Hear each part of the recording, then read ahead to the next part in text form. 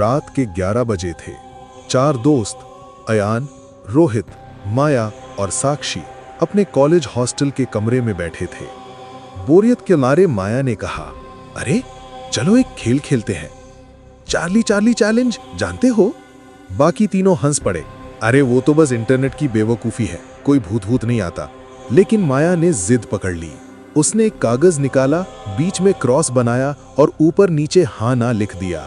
2 pencil रखकर बोली, अगर हिम्मत है तो पूछो, चार्ली चार्ली क्या तुम यहाँ हो?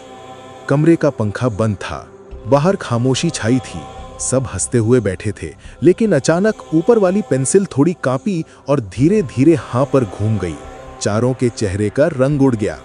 रोहित ने तुरंत हंसते हुए कहा, ये हवा से हुआ होगा।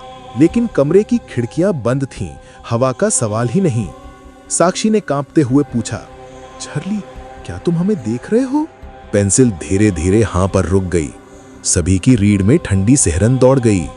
तभी अचानक कमरे की ट्यूबलाइट हल्की हल्की झपकने लगी। अयान ने घबराकर कहा, बस करो यार, खेल बंद करो। उन्होंने कागज फाड़कर फेंक दिया।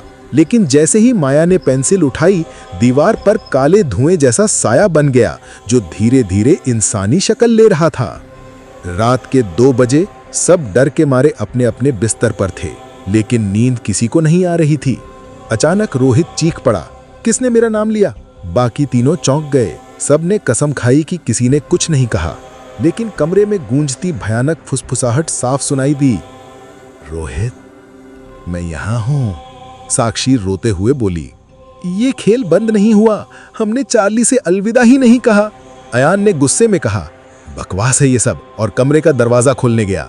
लेकिन दरवाजा अंदर से ही बंद हो चुका था, चाहे जितनी कोशिश करो वो खुल ही नहीं रहा था। रात और गहरी होती गई। अचानक पंखा अपने आप तेज घूमने लगा और किताबें अलमारी से गिरने लगीं। दीवार पर वही काला साया और बड़ा होकर खड़ा हो गया। उसकी आंखें लाल अंगारों जैसी जल रही थीं। उसने खौफनाक आवाज में कहा, तुमने खेल शुरू किया लेकिन खत्म नहीं किया, अब तुम सब मेरे हो। माया कांपते हुए जमीन पर बैठ गई। तभी उसकी गर्दन पर किसी ने गहरी खरोंच डाल दी। खून बहने लगा, लेकिन वहां कोई दिख नहीं रहा था। साक्षी चीख पड़ी। उसने दीवार पर देखा, वहां खून से लिखा था, चार्ली सच है। अब चारों ने मिलकर पेंसिल और कागज वापस जोड़ा। अयान ने कांपते हुए कहा, चार्ली चार्ली क्या हम अलविदा कह सकते हैं? लेकिन इस बार पेंसिल हिली ही नहीं।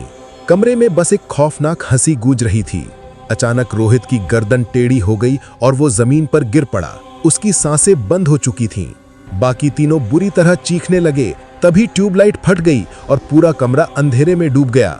अंधेरे में लाल आंखों वाला वो साया और पास आता गया। साक्षी और माया चीखते चीखते बेहोश हो गईं।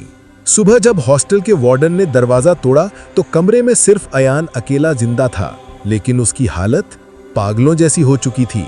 वो लगातार जमीन पर बने क्रॉस को घूरकर बड़बड़ा रहा था, चार्ली चार्ली हम अलविदा नहीं कह पाए, हम अलविदा नहीं कह पाए।